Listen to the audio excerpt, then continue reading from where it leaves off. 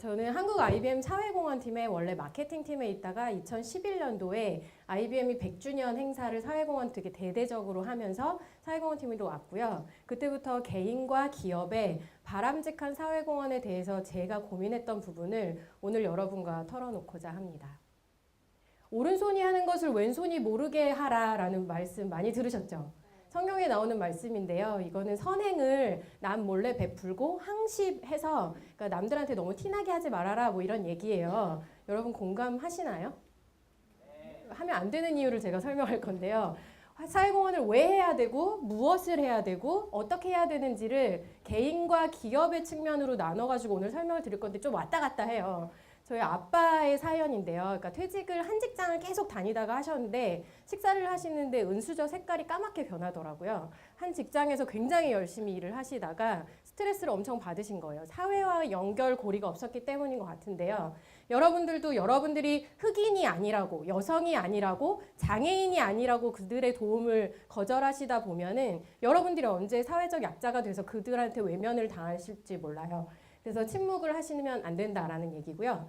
그 정지훈 박사님께서 미래에는 영리와 비영리 간의 경계가 흐려질 거다라는 말씀을 하셨어요.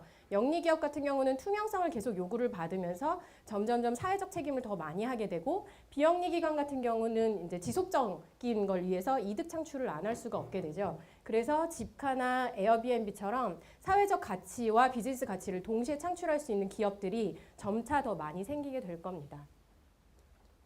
제가 사회공헌팀 있다 보니까 이런 질문 참 많이 하세요. 우리 딸 봉사활동 추천 좀 해줘요. 그럼 제가 묻습니다. 따님이 뭐 좋아하세요? 왜냐하면 사회공헌도 굉장히 다양한 주제와 대상들이 있습니다. 근데 그냥 봉사 점수 받으려고 그냥 봉사를 아무 생각 없이 그냥 참여하시는 경우들이 너무 많으시잖아요. 근데 이렇게 다양한 주제, 대상과 주제를 본인이 뭘 잘할 수 있고 뭘 좋아하는지를 사회공헌도 꼭 선택하셔서 하셔야 됩니다. 기업도 마찬가지입니다. 이제 좀 있으면 겨울, 연말 엄청 많이 하시죠? 이런 활동들.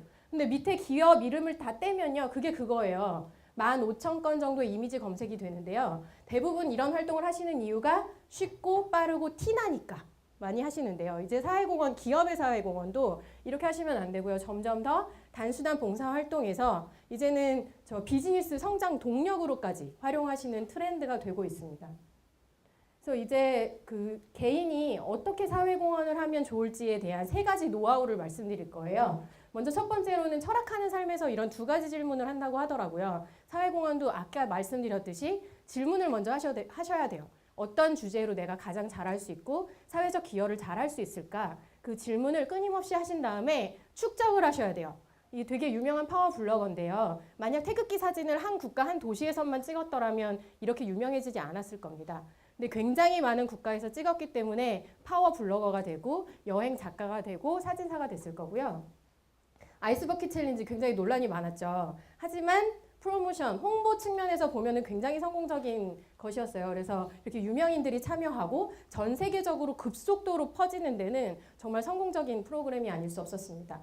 IBM 같은 경우도 특성을 기반으로 사회공헌을 하고 있고요. 2가지 목적, 이공계 인재 육성이라는 것과 기술력 기반으로 하는 사회공헌을 주로 하고 있고요. 스토리를 잘 만들어야 됩니다. 그래서 IBM에서 하고 있는 IBM 스마트 과학 캠프라는 중학생 대상 프로그램이 있는데요. 이렇게 워크숍을 통해서 학생들이 냈던 아이디어 중에 세월호가 터진 다음에 GPS 기능이 탑재되어 있는 팔찌를 탄 승객들이 있었더라면 실종객들을 조금 더 빨리 찾을 수 있었겠다라고 해서 되게 이렇게 숙연해지는 분위기였어요. 그런 스토리를 찾아서 봉사자, 참여 학생들을 최대한 빨리 모집하고 그리고 대외적으로는 미디어라든가 교육 전문기관 등에도 홍보를 해야 됩니다.